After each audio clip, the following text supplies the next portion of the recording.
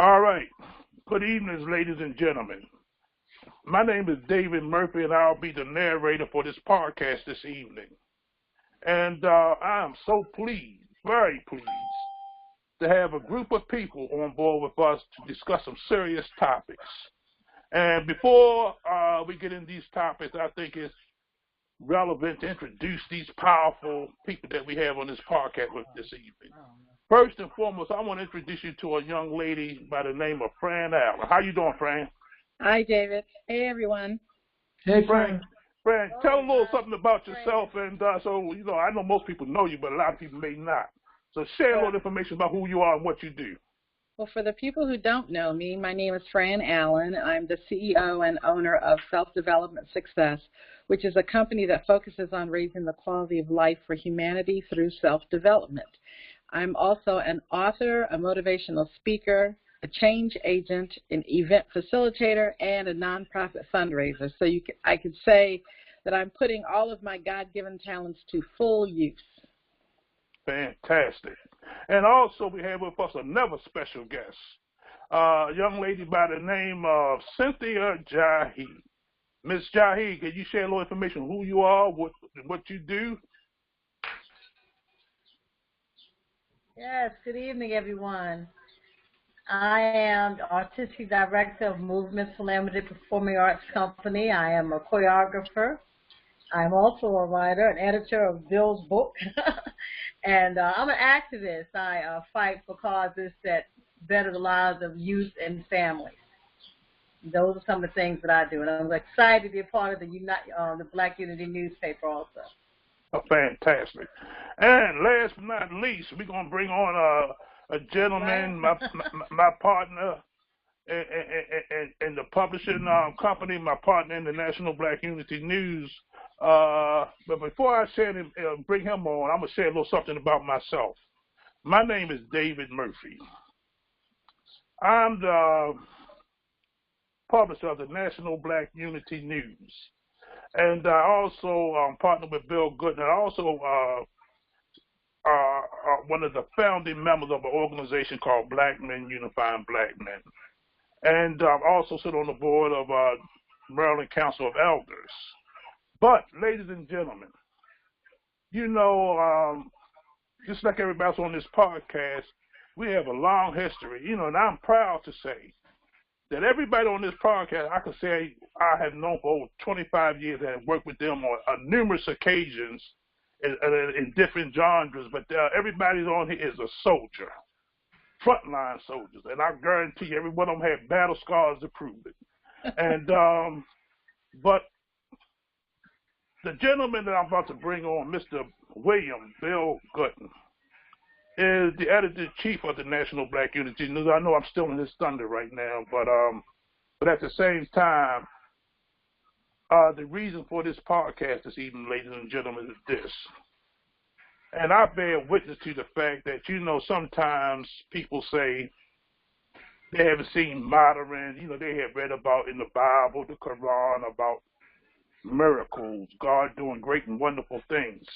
But I bear witness to the fact that I witnessed a gentleman, my partner, who had been through so many difficulties over the last year.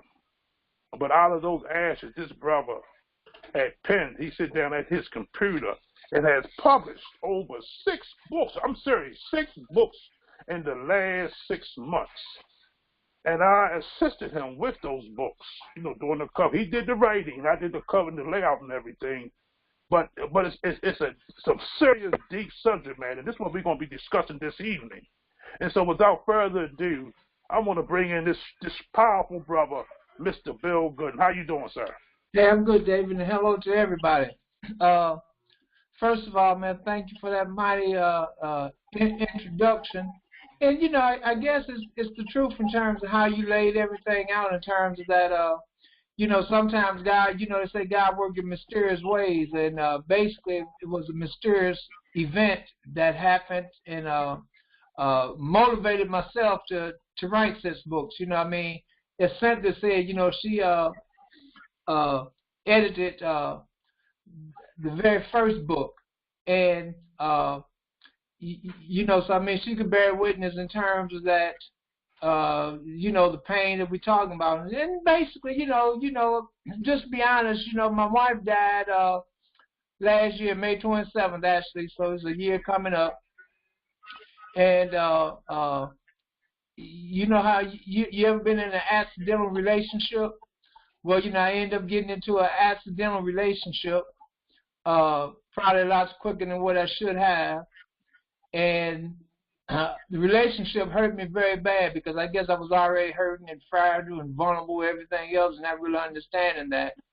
And then when the relationship just didn't work, then it really just crushed me. I mean, I just be very honest, you know, because I mean, you know, after my wife died, I was taking prescription pills and drinking alcohol, just trying to pass time away, didn't want to go outside or nothing. And then I ended up getting in a relationship, and after that didn't last, it just brought me back to where I was and even deeper. And I guess because I always been a person that liked to write, then, you know, you have to try to figure out how you're going to try to deal with your pain, you know. And, you know, pain is a hell of a thing. You know what I mean? You know, lots of people kill themselves because they can't deal with the pain that they go through. You know, people get out there and abuse drugs, you know, even murder people because they hurt and they don't know how to deal with their pain. And so, you know, the funniest thing is, I'm going to say this so everybody can kind of chime in. You know, even though I'm the part of the National Black Unity News, then, you know, one day me and David was talking, and we were just talking about pain and suffering and, you know, relationships. And David said, Bill, you should write a book from a black man's perspective dealing with pain and suffering. I said, oh, come on, Dave, how am I going to do something like that? You know what I'm saying? I mean, I ain't never wrote no novel, right? And so, you know, one night I'm in bed and just can't sleep. I'm drinking, I'm taking pills and just can't sleep. And, you know, I guess God, man, well, I was hurting so bad, you know, sometimes God have to put us in our worst state in order for us to hear God. Because, I mean, otherwise, if things was good, then God could have been still trying to reach me, but I would ignore God. So I needed to be at a point in my life that I couldn't ignore God. So I got up and I started writing. And so the bottom line is within a month time, I wrote a book, 200, almost 300 pages. And I said, Dave, I called Dave and said, man, come on. He couldn't believe it, I couldn't believe it. So, you know, then at that point, you know, we started doing the stuff that we needed to do. And, you know, so the bottom line, like Dave said, within the last 5 or 6 months, we have produced 6 books, and actually not just wrote them, but we actually had them published. But, you know, I just want everybody to know that it's true in terms that they was motivated by pain and suffering. So when you read the books, it tells a story about a man going through a process of pain and suffering. And, you know, so, I mean, it's not to condemn nobody, but, you know, we have to deal with what's real in our life. You know, and, I mean, all of us would just like to have good times. But, you know, when we had them bad times, I mean, you know, if we can't be true about our own self, you know what I'm saying, then it's hard to be true about anything else. And pain and suffering is a part of life. So, you know, I was dealing with some very unusual pain and suffering in terms of, that's how the whole thing started in terms of writing the books. Okay, fantastic. Ladies and gentlemen, we're going to take a station break and we'll be right back.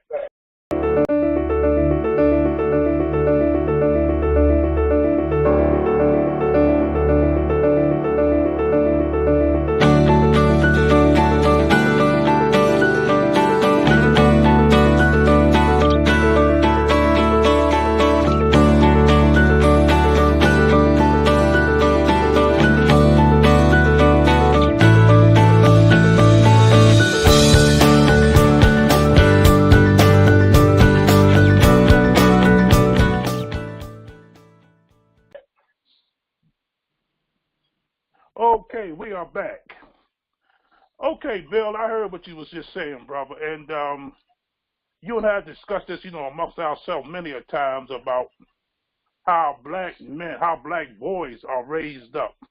You know, I was told, and Bill had agreed with me, that when we was coming up and we was little children, 4, 5, 6 years old, first of all, you don't supposed to cry. You're a little boy, you're a bad step, boy, you don't cry. Man up. And then, and then you get a little older. We get a little involved in the communities and stuff. Some of the older brothers. No, you don't supposed to show your feelings. You don't supposed to let no girl. You don't supposed to be in love. You don't supposed to do this, man. You supposed to be the alpha male. You don't show no feeling. Man up. And so, but even though we talked about this though, but even though we may have feelings about a girl, we may have been hurting. We maybe wanted to cry many a time, but we had to perpetrate. And as they were telling us, we had to man up. So therefore, we had a lot of pain inside of us, a lot of hurt, and we didn't know how to deal with that. And so that's why I believe so many men act out in so many different ways, through anger, frustration, hurt, and usually hurt people hurts people. And so we do all kinds of unsavory things, not only to other people, we do them to ourselves. We self-medicate. That's why so many of us end up on drugs and alcohol, That's why we end up being bullies, because, we try to, we lose it in one area, so we had to prove ourselves in another area. And so, this pain and suffering, especially in the black community. Now, we're going to keep this thing real. And, and so, coming up, I was so confused about that because I did care. I did love. And I did hurt. But yet I had to suppress that. And so now we're going to get into a deep conversation, ladies and gentlemen. Now, we're going to, like I said, we're going to keep this real. And sometimes, everybody has an opinion about this or opinion about that. This is not to belittle anyone. We're just having an open discussion. And like I say, everybody on here, I know the people on this, like I said, I go back, each person on here is over 20 years, and they sincere people, they giving people, but one thing about them, they keep it real. And one thing, another thing, and the reason why we're doing this, not to hurt anybody, but to let people know we're trying to uplift you. So we need to have these conversations, because like I said, I lived a lie all my life because when I was told as a youth, and the consequences are so great. I mean, broken marriages, men raping women, and men disrespecting women. All of that comes from that suppression. And so, we got to stop it. The buck got to stop somewhere. And one thing, Bill, I truly applaud you, brother, because I've been around the block once or twice. And most men, we still under that facade, and most men won't share their true feelings. And for you to take your time, not only did you go through it, but one of the reasons why you wrote these books, I do know this, is that you wanted other people to know that men do hurt, and we need to have a discussion about this. Because like I said previously, so many people go through so many stuff, because we had suppressed those feelings. And one of the most people that we hurt the most was our women. And so now I'm opening up the door to the discussion about this, and I'm going to cast the first stone. And Fran. Uh-oh. Cynthia. And I'm not telling y'all ages because you can do that yourself, but y'all been around the block once or twice yourself. So that's one stone they may be coming at me with. But in the case, but I got battle scars and I'm used to them. So, but in any case,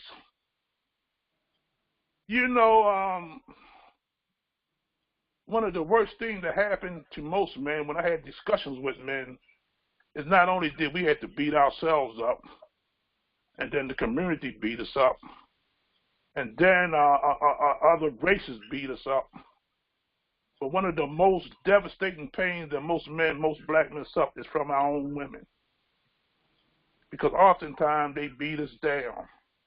You need to get up, brother. And I don't know, I can do bad by myself, but they don't understand the shoes that a man has to walk through sometimes. And so y'all can jump in when you get in. So, but do you care? Do you even try to understand, or have you ever thought about it? Y'all open the doors open. Okay, well, I'm jumping in because I cared. So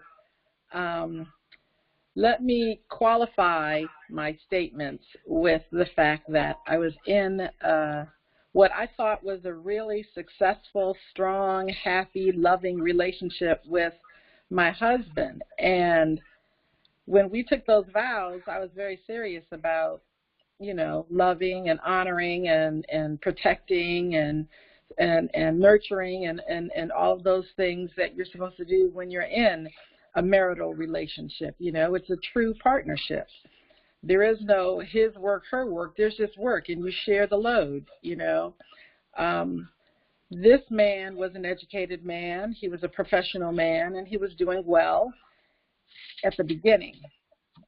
But then the thing that I didn't understand then, but I know very well now, is he lost his job. And when he lost his job, he lost his sense of self-confidence.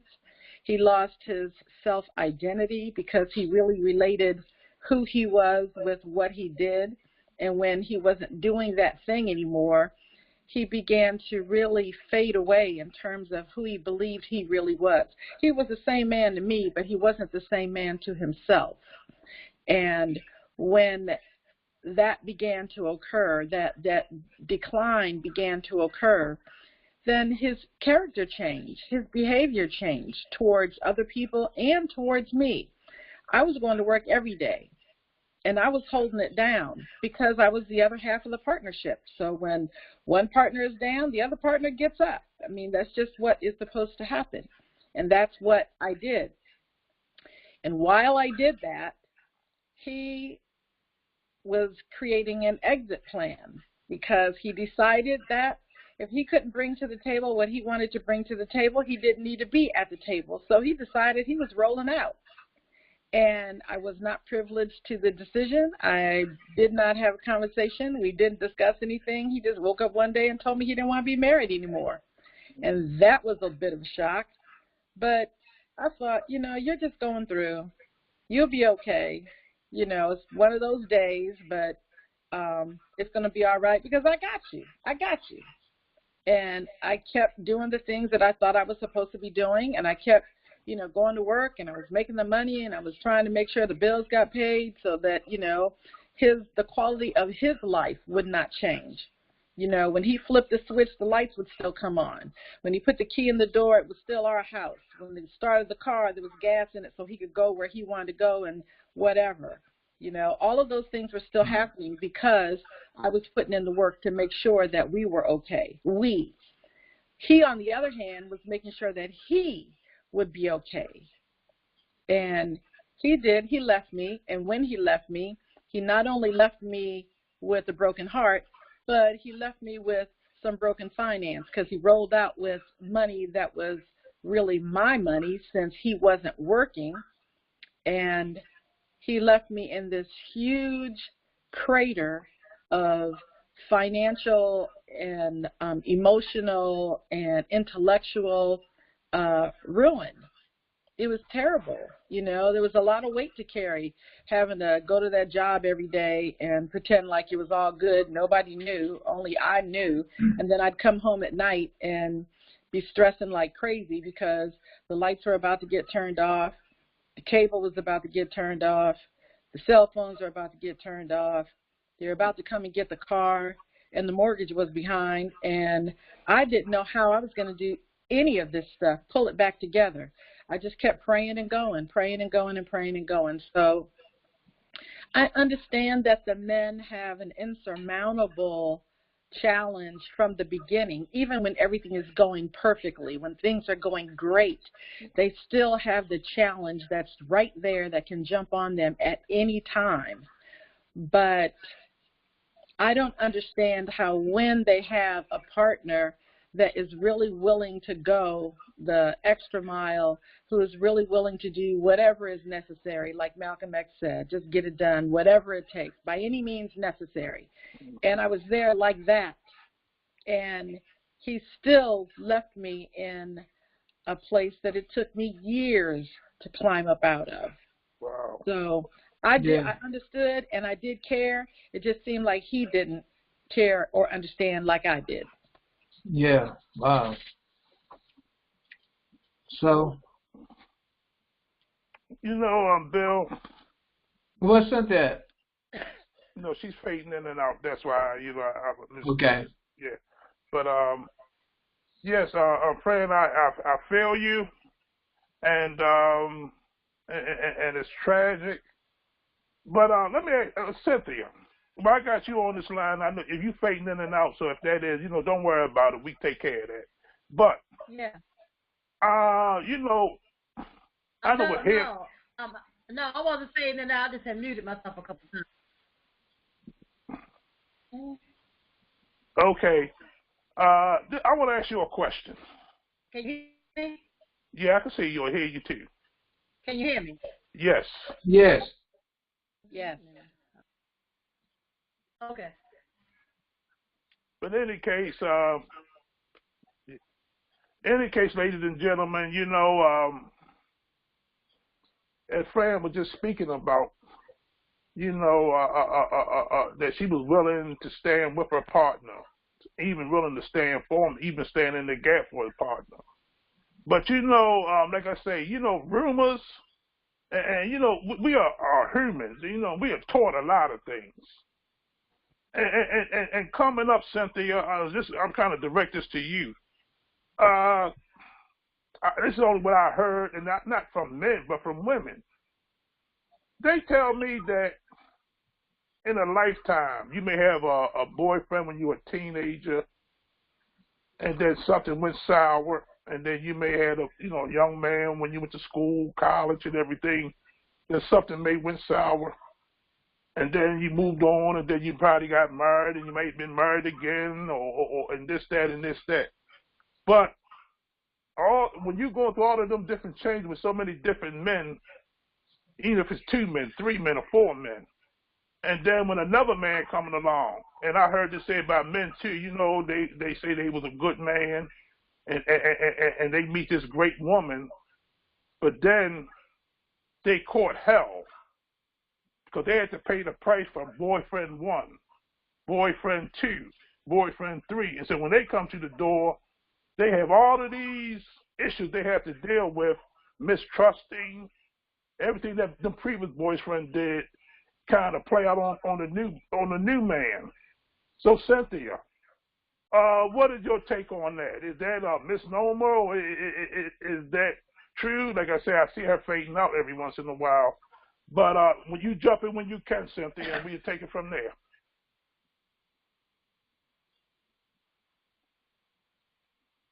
Well, can you hear me? Yes. Go ahead. Just go ahead and speak. Can you hear me? Go speak. I don't know why I'm fading out. Okay. Well, yeah, there have been different people. I'm quite sure who, yes, definitely who've had that.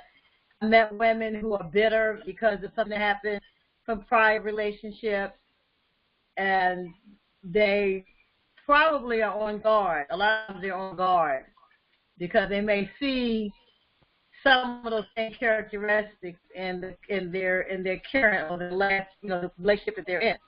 So I would say in some cases women are on guard. Sometimes people also end up with the same type of people. You draw the same type of person sometimes, so you end up with the same load of problems. So yeah, that has happened to different people. I have not personally had that as a particular problem because I really didn't have a lot of boyfriends. So, but there are people who've had several marriages and they see the same thing coming. I have been around women who, in my opinion, the husband or whomever they had seemed like a nice person. Seemed like when they were telling their story, I can see where the guy maybe seemed like he's doing the right thing, and the woman is thinking back about, like I say, prior relationships. She's on guard about that. And then you have some people who are in a good relationship, but they want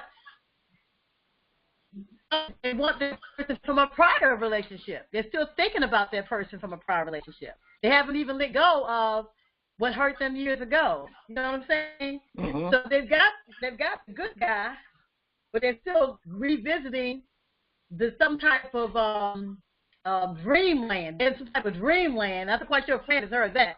They're still in dreamland about some guy who actually didn't do them any good. So they're messing up the good thing that they have, trying to reach back into their youth to recapture some guy that really didn't do them any good.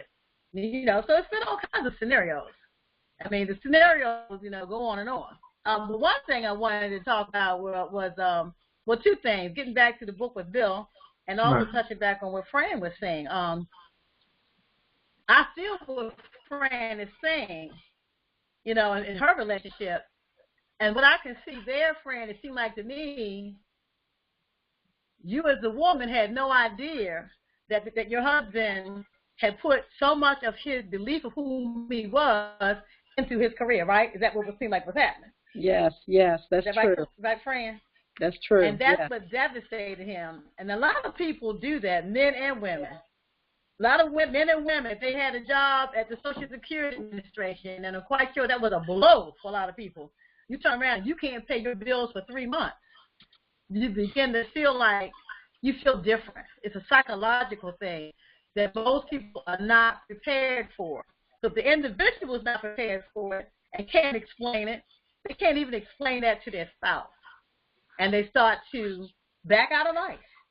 They don't really know what to do because they're no longer who they thought they were. So I wanted to kind of, you know, address that.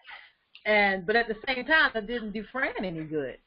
Because she's left with responsibility and she's left with the belief that she went into her marriage with, like, here, I'm all in. Mm-hmm. You know, I'm all in, and you're still the same man that I married because I didn't marry you for your job. I married you for who you were.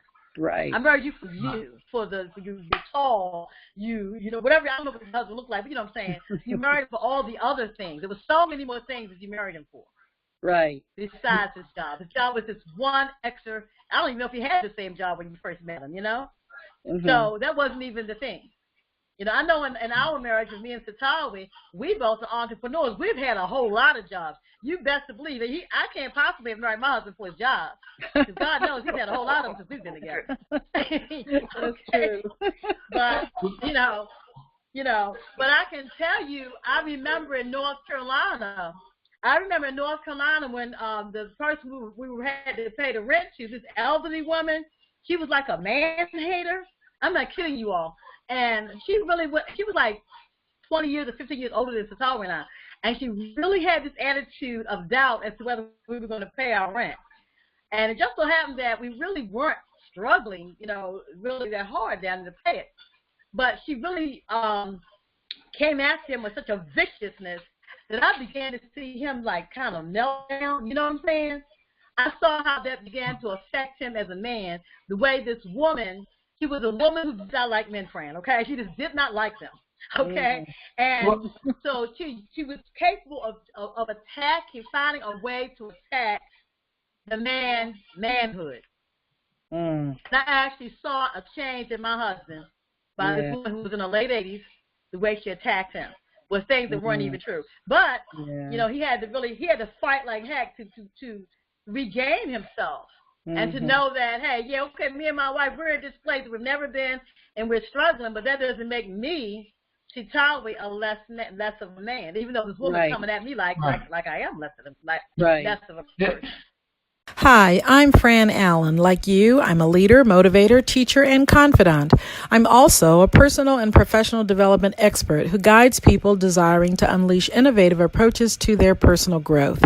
I'm genuine and no nonsense in delivery with a bit of humor to meet people where they are. For more than 20 years, I've used my experience to motivate and encourage people, and I'll do the same for you. I've trained and coached in the military, corporate, government, and academic sectors. I earned a bachelor's degree in business management from Johns Hopkins University, served honorably in the United States Marine Corps, enjoyed a career of public service in the federal government, and became the owner and CEO of Self-Development Success for the past 15 years, speaking, presenting, and authoring 4 self-help books. Just one call brings the cavalry, and it's a sure bet if you do nothing, nothing is what you get. So let me help you get out of your own way. 443-602-6194.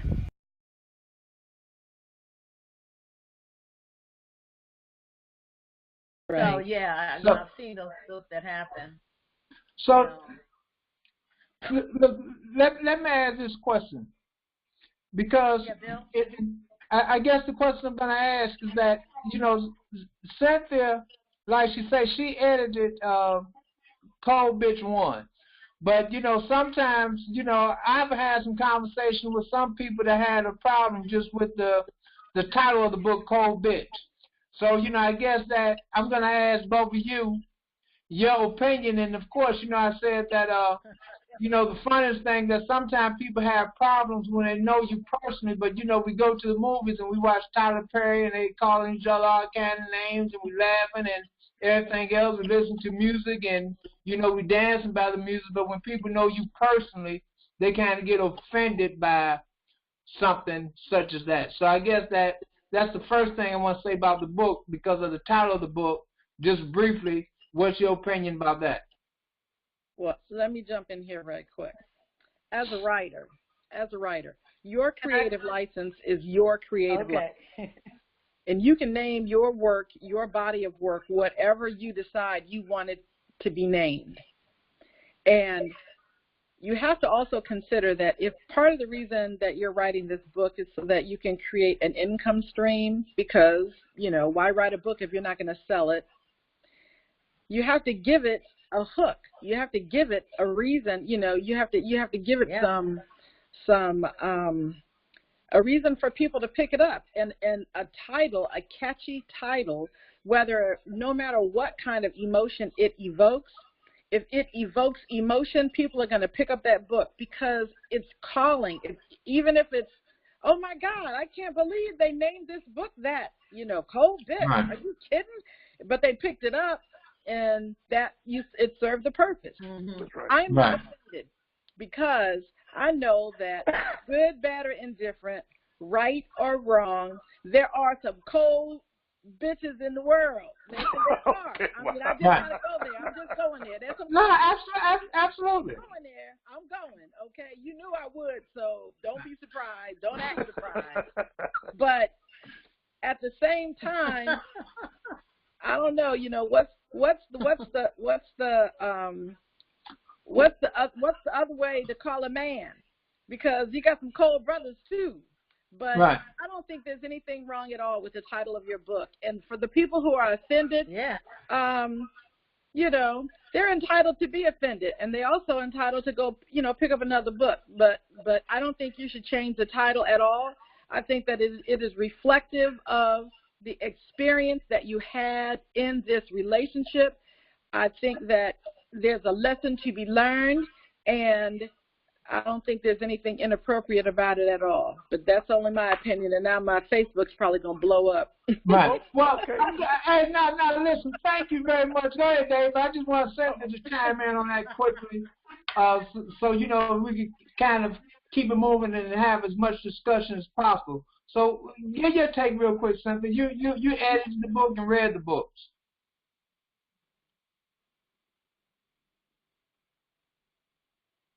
Right. So when I first got the book and I turned a couple of pages, I did ask Bill based on what he wrote in the book. Can you hear me? I hear you. Go ahead. You can hear me, right? Yeah? Okay. Yeah. Based on what you wrote in the book. Okay. Then I did ask him, because he told me the story was a personal story, and then he was going to, what you said, right, Bill? It's written in the book, and you're going to share this with the person who you were calling this to. So I did tell him the same thing you said, friend. I said, well, if you want a catchy title, that's a catchy title. That's for sure. That's definitely going to capture, someone's attention.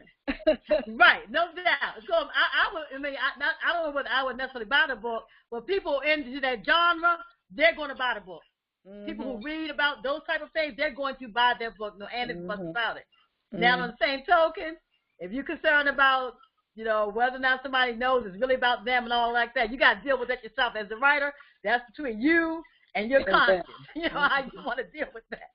But you have to be able to speak that, because if that's what you felt, right, or the person Blue, that's what he felt, then it opens up a good dialogue for women to realize that when we act a certain way, we may be making someone feel that way about us. Yeah. So I thought that was important. Yeah. And also that if we want to change that dynamic, one of the things that each one of us, you the male as well as the female, what do we have to do to change the dynamic so people don't feel like we're cold bitches, you know? Right. So yeah. So it has to do with what are people putting out, what are the feelings and all of that was concerned. And so therefore I said you have to write it. If you felt it, you needed to say it and express it so people will know, hey, somebody at age 67 or whatever, just because it has to do with the age, right? Mm-hmm. People at that age still feel this way. Mm-hmm. For whatever reason, it evoked that kind of emotion out of you. Yes. Okay. Now this is going to lead me up to the book itself, Cold Bitch. Now, for the sake of discussion, Brother Bill. Now, we jumped right over here and we jumped over here. But let's jump right into the matter of this conversation. Why did you write Cold Bitch? Well, you know, first let me just say this, and you read the book, Cynthia read the book, so you know, and I explained in the book several times. Then you know, it's not to call women bitches. You know, it was based upon an experience and some other suffering and some other pain and some other gains that happened during a relationship at this age. I'm saying, well, wow, you know what I mean? At this age, you know what I'm saying? I mean, this is some crazy stuff to play some of the games that we playing, like I call you, you won't answer the phone, or you say that your phone is wasn't charged, and you already know that I know how you handle your phone. You want to know people that are looking at your phone every 15 minutes, right? So, you know. Bill, hold that thought for one moment. Again, I'm going to ask you this question. Now, I know you're jumping around a little bit, but the basis of this book is what? What I'm saying is, you know, some of the attributes, you talk about some of the attributes of the book, but why did you write this book? What was the purpose of the book, what went on, and why you wrote the book? I'm talking about get to the core of the man. We say we're going to keep it real. Right, well, that's the core. The core is because, you know, I was with somebody that you know, listen, like I told you, you know, when we first started, my wife had recently died. Okay. So I ended up getting into a relationship quicker than what I should have gotten into a relationship. Right. You know, and based upon the relationship that I got into, I have to be honest, you know, it's like, hell, she was my medicine, man. She started making me feel real good with the grieving process that I was going through because I lost my wife. You know, so I mean, so then when she just kind of just turned on me and just turned it off, then hell, you know, I'm hurt equal as double because I'm still hurting about my wife, and now I'm hurting about somebody that was helping me to heal. But hell, you know, it's almost like you got a stab wound. You know, you go to the doctor for them to patch you up and they stab you again. You know, so I mean, you know, feeling like that, man, you know, it was hard for me trying to find a good name like my Princess Diane, you know what I'm saying? So, you know, hey, for me, I'm saying, you know what I mean, I had to come up with some words to describe my anger, you know what I'm saying? So it wasn't nothing directed towards any female, even her, you know what I'm saying? Because like I say, she has the right to be with whoever she wants to. But I'm just saying, damn, you didn't have to hurt me when you already know that I'm hurting. And it wasn't that I needed to have you sexually. I just needed a friend, you know what I'm saying? I mean, I needed to be able to talk to you, just be able to hang with you, you know what I'm saying? And so, you know, you just kind of, you had me at a very vulnerable minute, man. You just kind of took advantage and you stumped me. You know what I'm saying? And, you know, so it's like I'm the type of guy, you know, hell, y'all know me, man. I'm an activist, you know what I'm saying? I mean, I'm not saying you know, this is how I plan nothing to be, but, you know, it's like I can't get an ass whooping and not fight back. You see what I'm saying? I have to be honest. So, you know what I mean? If you don't allow me, friend, if me and you is dealing, but you won't allow me to talk to you and say, friend, look, this is what you're doing to me, you know what I'm saying? Then I have to find another way to express that anger and to express to you what happened to me. Yep, I feel like you're either going to listen to me or you're going to read about it. Okay, that's what happened. Okay. Well, so that just goes to say, like I said, I could hear it in my brother's voice, the frustration, the anger, and the disappointment. Yeah. And because this brother explained to me that he generally cared about this person, this individual. He cared about them, you know. Like he said, it was medicine to him. And it could have been a better way. Even like I say, some people, you know, just, I mean, when two people, you know, it takes two to tango, as they say. Even if you could be a stone hard lover with somebody, if they're not in love with you, then it's not, this ain't going to work, you know. Yeah. Right. It just ain't going to happen. But at the same time, you can be a little sensitive to the other person. You know, matter of fact, my brother Bill and I were saying, you know, from a man's perspective, now in this book, you know, like I said, I'm a part of it. In this book, we're talking about senior citizens. Oh, everybody in this book, you know, pretty much the characters of this book is 67 and above. I mean, 66 and above. And you know, we're in somebody say the twilight of our lives and stuff. But to find love, even at that age, because love has no age limit to it. And but to at a certain age, some people actually give up on it sometimes because they think it's hopeless sometimes. But like I say, from my perspective, you know, I'm sitting on the sidelines. You know, it provided hope. You know, we don't care what age. You know, I say my brother, like I say, I bear witness to the thing. You know, I was there in a couple of occasions. You know, and I was pleased for my brother because I knew my brother was grieving. I knew he was hurting. Mm-hmm. And then I seen a new spark come into his life. Mm-hmm. And he was doing this and getting back into the world, getting back into life again. Mm-hmm. Then all of a sudden, the boom drops. Yeah. I mean, it hit my brother hard, because my brother evidently he loved hard, you know, and hit him hard, and I mean, took him to a greater despair, and so all I'm saying is this, you know, I'm not blaming this person or blaming that person because everybody have an opinion, everybody got a choice to make in life, but at the same time. Some people say, well, you old enough to know better, you know, this, that, just like they were telling us when we were children. Man up, you know, you should do this and you should do that. You should do, man, you know, this, that. Oh, man, you don't need it. Because some brothers say, man, oh, you old sissy. Man, you let some woman do that to you, you know. If it was me, but it's not you. And you know, and I'm just saying this, Bill, to you again. You know, from David outside looking in, I seen from, you know, I'm one of them I don't know why I'm like this, but I seen as God, you know, I'm a very spiritual person, and I seen at the time of my brother at one of his lowest edge in life, God lifted him up, and he brought a person in there at that particular time to help him get over that situation. But then, this is David Murphy, just David Murphy take on it. Everybody got an opinion.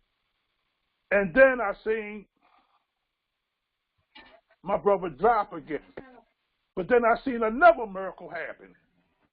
This brother told me that he been wanting to write a novel for over 40-something years. And then out of the ashes, this brother, because of hurt and pain, now he's right in line. I'm going to say this.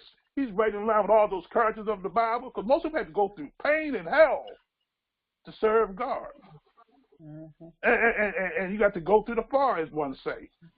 But at the same time, my brother went through the fire, and so he took that pain and hurt, he pinned that pain and hurt, and he told me personally, he did this because not only he said, yeah, he wanted to let this woman know the sufferance that she caused him, but at the same time, he wanted to share with the world that mm-hmm. you know, men hurt too. We have feelings, and Bill and I, we get deep on some subject, man. We talk about, you know, people are dying, people are committing suicide over love. Mm-hmm. People are raping people. People are abusing people in the name of love. Mm-hmm. And for the brother, I'm just saying to Bill, it's kudos to you, brother, because now not only did you write the book, but here we are discussing it right now. Right. And we're going to share this with the world. Yeah. And this is a start, because, like I say, the conversation has to start. And like I say, go ahead, Cynthia. Right. Yeah, but in any case, Bill, again, man. I also want to say now, there's two point of view, because I read the whole story. Mhm. I did read the whole story, you know, and as you wrote in the book, the lady that was in the book did say that at one point that she wanted to have that distance, you know. So I think the lesson to be learned too is sometimes we think that people are taking on that responsibility of being there to help you through your grieving period, but that wasn't necessarily what she had planned on doing. Okay? She might not have. To me, it doesn't seem like she took that as a responsibility. She was just enjoying your company. She was enjoying you, but she did not take on the responsibility. At least she never, it's not written in the book where she said, you know, I'm here to help him through his grieving. She never took on that responsibility. Right. And it ended up being actually that she said, you know, she was there to have fun. And she wanted to, and then she could not have a serious relationship. And I think at one time Blue was saying, hey, you know, I can be your friend. And the lady T in the book says, no, you don't want to be my friend. You want something more. So she was kind of clear on that, you know. But when the male character in this particular story is under so much pressure, I like the way you wrote about that because you showed how vulnerable this person really was. So, you know, you have a vulnerable person whose life is being met up with someone who's looking to have this, hey, another guy take me out. Have a nice time, nice guy. Oh, he's getting a little bit too serious. I don't know if I want to do this. So there's a lot of different ways of looking at that. We can't always assume that somebody, into our lives, no matter how much pain we're in, if they're ready to take that responsibility of even giving us comfort. They're not always there for that reason. They may not even want that responsibility. Well, exactly, and that's why in the book, Cynthia, because like you say, you read it, you know, and I was clear in the book. I said, listen, she said that, look, you are not the man for me. I mean, you know, and all that, and I mean, listen, and all that's true. You know what I'm saying? So it's not that I can accept that, but at the same time, like you say, we seniors, you know what I'm saying? But I mean, hell. But you know, I'm trying to figure out ways to hold on and do different kind of favors for you. Let me clean your yard up, you know what I'm saying? Let me shovel your snow, you know what I'm saying? But I mean, hell, you're old enough to know that, hey, I'm not doing that, you know what I'm saying? I'm doing it because I'm trying to stay around, you know what I'm saying? So, you know what I mean, just to kind of become so cold that, you know, you can't return a call, you know, answer a phone call. I mean, to me, it was just kind of cold. You know what I'm saying? But, I mean, no matter how a person treats you, listen, if you like a person, you know, when Fran was talking about her husband, if you love a person, if you like a person, then no matter what they do to you, you know what I'm saying, then, hell, you still like them. You know what I'm saying, for whatever reason. You know what I'm saying? So, you know, it's not in terms, the book is not about just to condemn a person. It's just about a situation that happened. And, you know, I went on a line the other night, and I was just looking in terms of suicide. And, you know, they said basically you have men, and especially older men, commit more suicide over broken relationships than women. And the reason they said that is that basically because a woman is hunted and a man is a hunter. You know what I'm saying? So usually, you know, sometimes the detachment hurts him and it lingers longer, you know. So I'm just saying, so it's a lot of ways, and like David was saying, you know, so I mean, you know, the bottom line, even though I wrote the book and it seemed like it was about me and a relationship, but it's really for the world, because like I said, listen, Bill Goodin ain't the only hurt and broken man in this world, you know what I'm saying? We got millions of us, you know what I'm saying, that this here story can help other people to be stronger in terms of how they navigate through life in ugly relationships. Okay. But anyway, I was listening to your conversation, and a lot of what you had to say was so true about the pressure issue. Sometimes, because we are so emotional, we don't look at other people the way we should, because we are trying to get from them what we feel we can pour into them, and we can't do that sometimes. You know, and it forces them to begin to run from us instead of trying to reach out to us. You know what I'm saying? I agree with part of that, but part of this, the part of the lesson that I'm learning from this experience with you, Bill, is this. We don't spend a lot of time getting to know the people that we let into our space and into our personal circle. You know, we spend Right. more time shopping for shoes and cars than we do for the mate that we let into the innermost recesses of our heart and our mind. So true. Part of the challenge with my husband, I did not know in the beginning because I wasn't thinking in those terms, but I was looking for my forever man, and he was looking for his right now girl. Mm-hmm. Because I wanted to build a life. He wanted to build a credit score. Mm-hmm. I wanted to have, a home and travel and, build the family. He was trying to get climbed up out of the debt that he was in. And once he got close to the top of that debt, then he didn't need me anymore. The purpose that he got with me was served. The purpose that I got with him was that we didn't even scratch the surface. Right. Mm-hmm. So we never were aligned in the first place because I thought he wanted what I wanted. And because I thought he wanted what I wanted, I didn't even look for anything else. And he was content that I wasn't looking because he didn't want me to know that he didn't want what I wanted. Mm-hmm. That would have messed up everything. Mm-hmm. He stayed as long as he wanted to stay because it served his purpose. And once that was served, he didn't need to stay anymore. He never loved me the way I thought he did, and he never loved me the way I loved him. But that wasn't his purpose. He didn't care about that. He was like, look, as long as she's good, I'm good. And as long as she's good, as long as I need her to be good, I'm good. Mm. But at the end of the day, he left me broken. He left my heart shattered. He ran off with my money and left me in this big ditch to climb out all by myself. And it was stressful, and it was hurtful, and there were tears and tears and tears and tears. And then finally the tears dried up. And you know what? God was like, okay, are you done? Because I got some stuff for you to do. And you're not focused on me. You focused on this food that I did not choose for you in the first place. You chose that. So now that you're done with this stuff, now focus on what I'm sending to you. And when I got busy focusing on what God sent to me, I wrote 2 more books too.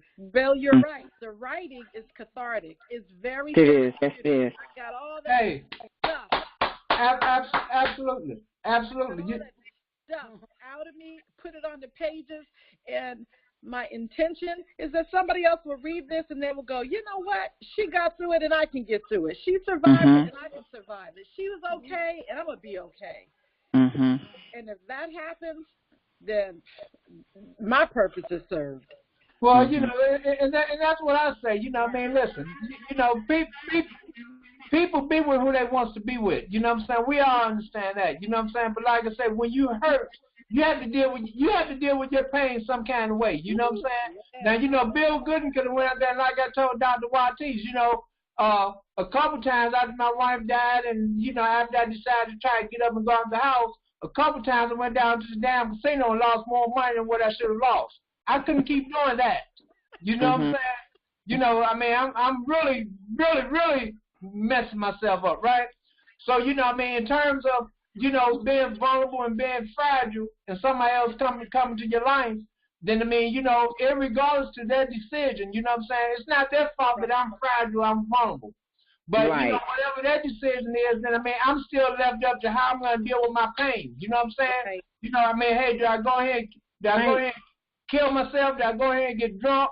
Did I just go out here and rob somebody and act stupid? You know what I'm saying? So, for me, God said, man, listen, get your butt up, get your ass up, go in that computer room and start writing. I had no idea. Listen, I'm telling the truth. I had no idea I was going to write no book. I'm just going to come here and write me a few pages trying to just write some of my pain and suffering away. But then it ended up with 20 pages, and hell, the next morning I get up and I'm so driven, I can't do nothing but keep on writing. So by the end of the day, I'm writing 7, 8 hours a day. I have never in my life wrote like that before. Right. You know what I'm saying? So, like I said, for me, the pain was moving me, but it was God lifting me up. And I understood that. You know what I'm saying? So the story is not about, yes, the story is about me personally in some senses, but the story is for the world because, hey, people are suffering every day. You know what I'm saying? People doing a lot of stupid stuff because of pain and hurt. A few years back from here, y'all remember, a few years back, there was a guy, he's supposed to be an activist too. Stayed on Greenmount. His wife had a court order against him. She's coming out of the courthouse, and he got right there in front of the courthouse, and he stabbed the lady to death. Y'all remember that incident? I remember. You know, some saying, you know, so people do a lot of stupid things all the time. And, you know, I used to watch this here show, right? It used to be 2 shows when I had my cable. I don't have cable no more because I said help that cable. But it used to be 2 shows. It was one of them was Fatal Attraction, and the other one was what I do for my man. So, you know, you had these women. Now, I'm telling you the truth. You had women, man, going as far as killing people trying to be in a relationship. You know what I'm saying? You know, so you see Fatal Attraction, and these true stories. You know, so I'm saying it's obvious that people do a whole lot of stuff in terms of being hurt. You know what I'm saying? So, you know, hey, do you make everybody happy how you deal with your hurt? I'm sure everybody not going to be happy because I wrote a book like that. But look, I had to deal with it. Even my pain was going to deal with me. Right. Okay. You see what I'm saying?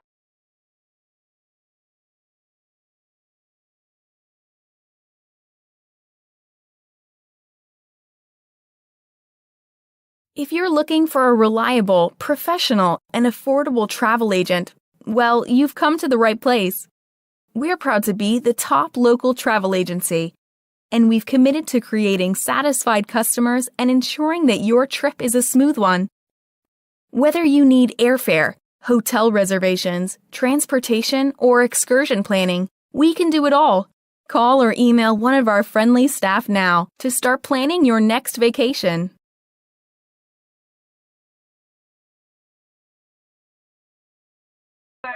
Okay, let me say this, ladies and gentlemen. Yes. Now we're going to, like I say, now we talked about being hurt and busted and disgusted and all this good, you know, bad stuff. But you know, let's try to flip the switch a little bit now because you know, because we got to be a little bit solution oriented, and that's what the book is intended to do. Mm-hmm. And you know, they say the truth is like a 2-edged sword; it cuts both ways. Yes. And my father told me one time, he said a lot of little tidbits that made a lot of sense to me. He told me, he said, son, because I was hurt one time, and I kind of confessed up to her. He said, if another man can take your woman, she's not your woman. That's right. Mm-hmm. And then he also told me this. He said, son, don't put on nobody else what you ain't able to put on yourself. Yeah. If you're not man enough to be a husband or a boyfriend, don't you expect that woman, if you're not willing to be faithful and straight with that woman, don't you expect her to be faithful and straight with you? Mm-hmm. He said, you have to be what you want. Yeah. And you may not never get it, but at least he said, when you do this, he said, you can hold your head up high because it's their loss. Their loss, because they lost a good thing, as they say. That old song used to say. Mm-hmm. Mm-hmm. And so, Bill, again, now since we all on here, now we like I say, we all been around the block once or twice. I'll put it that way. Mm. So, Bill Goodin and I and Dr. Watis were together earlier today, and Dr. Watis said, "Let's keep it real. I'm for real. Let's keep it that way." And so, since we know that hurting people hurts people, what are some of the solutions that you suggest to some of our listeners or who will be watching this podcast? Some suggestions that they can do if they're going through this hurt and pain. Some of the things that y'all may have done, or some solutions that can help a person who's going through such these bitter hurts. Because, like I said, this thing can lead to death. So let's try to get something so we can lead them to life. No. Anybody can jump in when you want to. I'm coming. The first thing, the most important thing, the thing that really made all the difference for me is that I had to learn how to forgive. I had to learn how to forgive them, and I had to learn how to forgive me. You know, I forgave him so that it wouldn't block my blessings, and I forgave me so that I could get past it and move on. So forgiveness was key, you know. everybody doesn't want the same thing, and everybody isn't going to be truthful or honest about what they want or when they want it or whatever. But at the end of the day, you have to forgive them and move on. You know, you don't have to forget it. You don't have to repeat it, but you got to forgive them and let them know, you know, I forgive you. I'm not trying to go through this with you again, but I forgive you, and you should move on and see if you can find somebody else that can give you all the things that you need that I couldn't give you, whatever it is. I was a good person. I did all the things right. I got, you know, I did everything that I was supposed to do, and it still wasn't enough. And I had to forgive myself, you know, that sometimes people want stuff from you that you just don't have to give. Absolutely. It's not wrong. It's not bad. It's just real. So forgive them, forgive yourself, and move on. Absolutely. And you know, what I would say in terms of that, like Fran said, I agree with that. Also, you know, because people have different kinds of situations. Some people have a support group. And if you have a nice support group that you're around, then, I mean, that's a blessing because you got other people that, you know, kind of you could go to and mingle with. Everybody don't have a support group. You know, so like Fran say, you know what I mean, you have to be able to forgive somebody, and you have to forgive yourself. But at the same time, you have to find positive things for you to do because, like I say, listen, pain can move you in some ugly ways. You know what I'm saying? So, you know, you have to be strong enough that you could endure the pain and find you some kind of way to release that pain. Yeah, you know what I'm saying? You know what I mean? That's why people jump off cliffs because they don't know how to release that pain. And they ain't got nobody else that they could take that pain to and help to erase that pain. Because like I was telling Dr. Watis earlier, listen, all of us on this here podcast, you know, hey, when you're in pain, we can talk to each other, but you have no idea what I feel inside of me. Amen. Because you can't feel what I feel inside of me. I can't feel what you feel inside of you.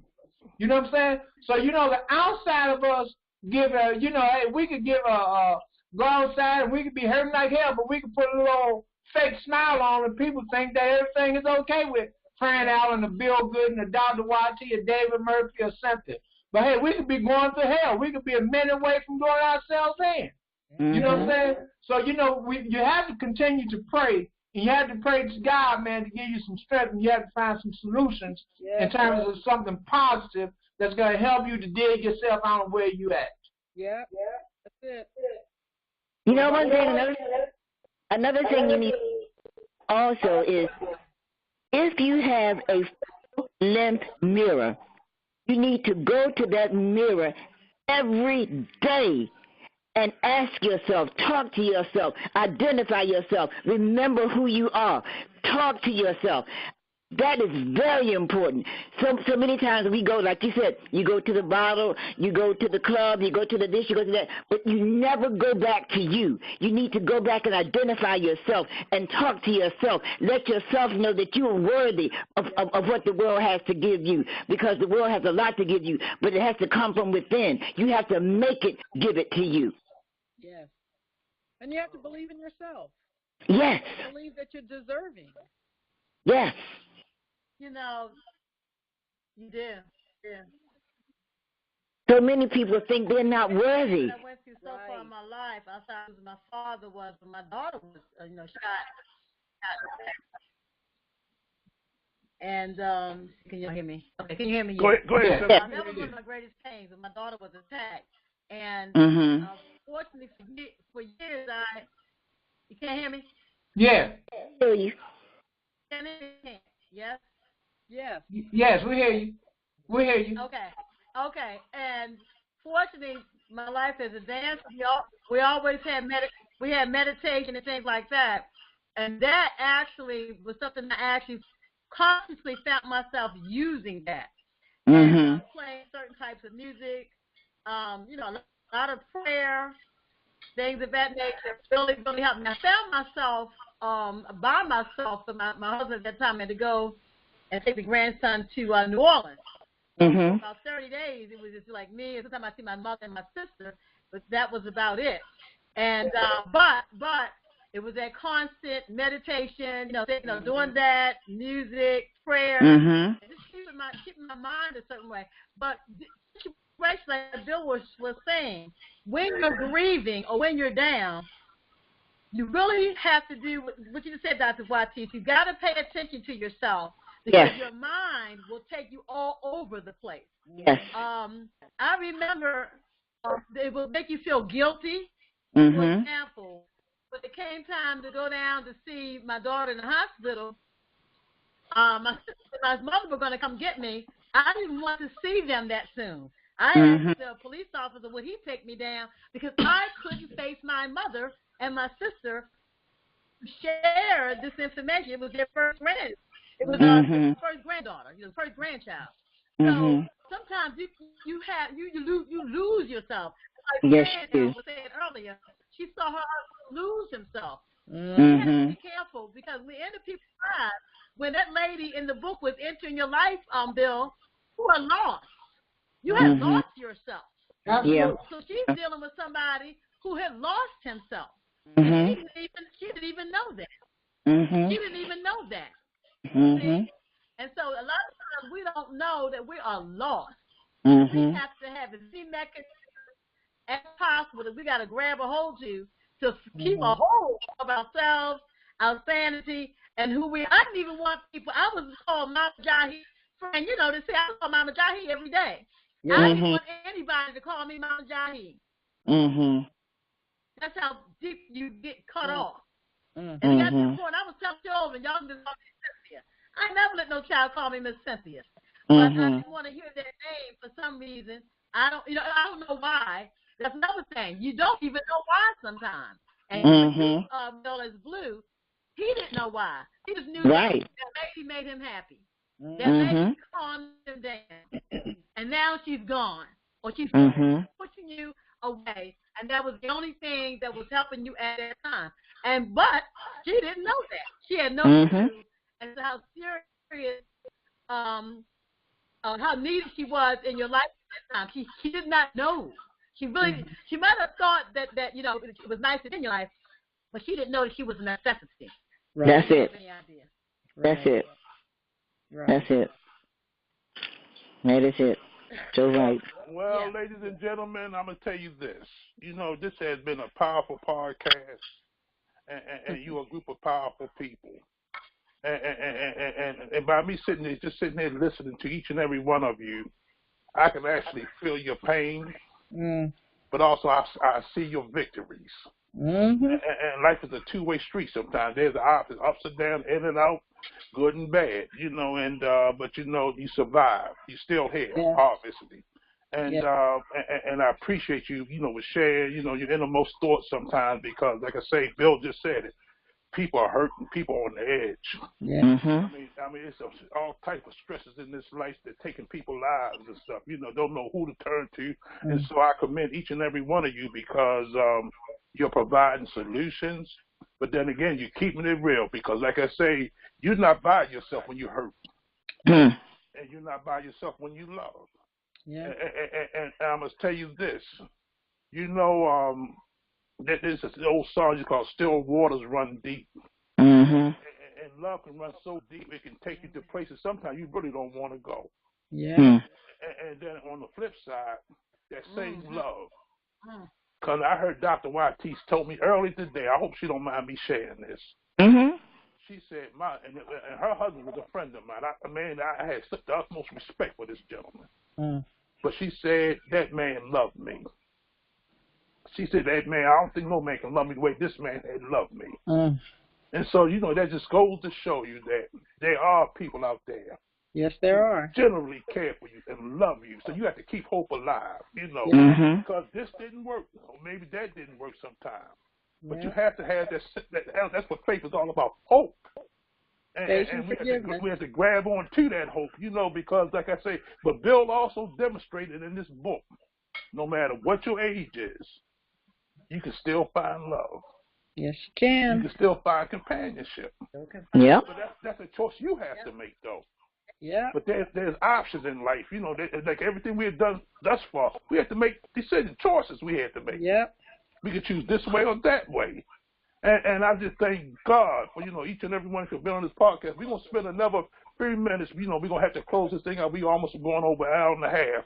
But I'm asking each and every person on here, with a closing decision, as whatever on your mind, because like I say, only God knows what's on your heart.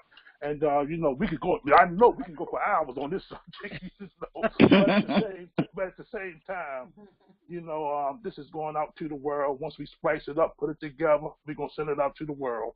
And in your parting words, we're gonna start with the man of the hour, Mr. Bill Goodin. Well, I just want to, first of all, just thank you, David, and I want to thank everybody. But like I say, listen, man, some people don't need to be loved. I'm a person that I wants to be loved. I prefer being in a relationship opposed to not being in a relationship for the rest of my life. And, I guess what I wanted to part is this. It's like, after my wife died, friend, even though I ended up getting into a relationship quicker than what I should have, then it was that, sometimes you just moved in ways that you don't understand. Like somebody was saying about you being lost. You know what I'm saying? So sometimes when you're lost, you're just moving, and what feels good to you, you need at that particular time. You know what I'm saying? Because like I say, when you're hurting, listen, nobody can tell a hurt man or a hurt woman how to save themselves if you ain't willing to save yourself. You have to find a way to save yourself. You know what I'm saying? So, I was searching for a way to find myself, and thank God, through prayer and through writing was my blessing in terms of saving me, because if not, I don't know what else I would have done. Yeah. All right. Okay, Cynthia, go ahead and share your parting words. It's my belief that every living thing needs love, even though, like Bill said, some living things don't want love. Some people reject it, push it away, and that's why they need it even more. As Dionne Warwick said, what the world needs now is love, sweet love. Hey, I think we all need love, patience, tenderness, care. That's what we need. Okay, fantastic. Dr. Watis. That's what I'm ending on. We all need love. Yeah, my thing is, the best person in the world to be good to is to be good to yourself. Don't allow anyone else to abuse you. Yeah. Be good to yourself. Love yourself first. And if you love yourself first, believe me, a love will come to you that will match every bit of what you have within your body and in your spirit, within your soul. You have got to put it out there in the right kind of way. Love you. Let them see that you love you first. Yes. That's the most important thing. And believe me, the rest will come to you. All right, Miss Fran Allen. I have to agree with Dr. Watis.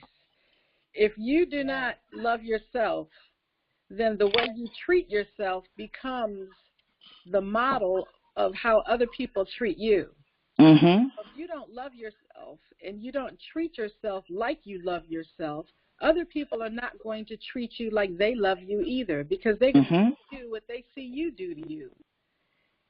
Not only that, but when you have these ups and downs in your life, and you are going to have ups and downs, your life is going to be a series of storms. You're either going in one, you're going through one, you're coming out of one. Amen. Every experience is a storm, and some of them are little light rain, little showers, and others of them are thunderstorms, and others of them are snowstorms, but they all storms. Mm-hmm. You have to learn how to accept help when it's being offered. Stop being so, I can do it myself. If you could do it yourself, you wouldn't be in the situation that you're in. So, hello. Own that and get over it. Forgive people, move on, and be open and receptive to the wonderful blessings that God is going to send to you if you just listen, if you're just obedient, and you try to serve somebody else. Guess what? You might get served. How about that? Mm-hmm. All right. Okay, ladies and gentlemen, I want to thank all of our guests, Mr. Bill Goodin, Cynthia Jahi, Dr. Barbara Watis, and Miss Fran Allen, and yours truly, David Murphy. And I'm going to say with these parting words is this. The reason why we're on this podcast because we care. and we love. Everybody on this podcast, like right now, ladies and gentlemen, is putting in work right now. We could all sit back and call it the day if we chose to do. But we, like I said, everybody on here is doing work to have a better quality of life, not for themselves, but for us as a people. And ladies and gentlemen, like I said, I believe in God, and I think God don't make any mistakes. I know we do as people; we make plenty of them. But I'm just saying, we all are unique. Just like the individuals on this call, we are very unique and very different from each other. And we have different opinions about this and different opinions about that. But one thing for sure, there would never be another Dr. Barbara Watis or Fran Allen or Bill Goodin or Cynthia Jair. They're one of a kind, and so are you. There's no duplicates. There may be some similarities, but there's no duplicates. You are one of a kind. You are special. And you have to treat yourself that way. Yes, sir. Like they were just telling you. You have to be true to you. You have to accept who you are and who God made you are. You're wonderful. Yes. You are one of a kind. You're a diamond in the rough. And if somebody don't love you, then so what? Love yourself first. That's the first law of the land. Yep. Be true to you. And stop looking without all these things outside of you. Everything starts within you. I always tell people this one thing. Now, you can look for fruit, you can look for all these trees and everything else, but the seed is where it's at. The seed, the fruit is inside the seed. The tree is inside the seed. Yeah. And you are that seed. Respect yourself. Respect yourself. You do right by you. Don't look for the world to boost you or do anything. You do right by yourself. Do you, be you. And I guarantee you this, ladies and gentlemen, when you do that, the world is your oyster, because if you're true to yourself, then it doesn't matter what this person think about you or what that person say about you. Mm-hmm. You know what you are. Yeah. Mm-hmm. You put your mind to. With that being said, ladies and gentlemen, I want to thank each one of our guests, and we are closing out. Hi. My name is William Bill Goodin. I am a longtime community activist. I am the editor-in-chief of the National Black Unity newspaper. I am also a founder member of Black Men Unifying Black Men. I have a long history of engagement as it relates to fighting for our people. Sadly, a year ago, I lost my wife due to her battle with cancer. Recently, I have published several novels which deal with relationships.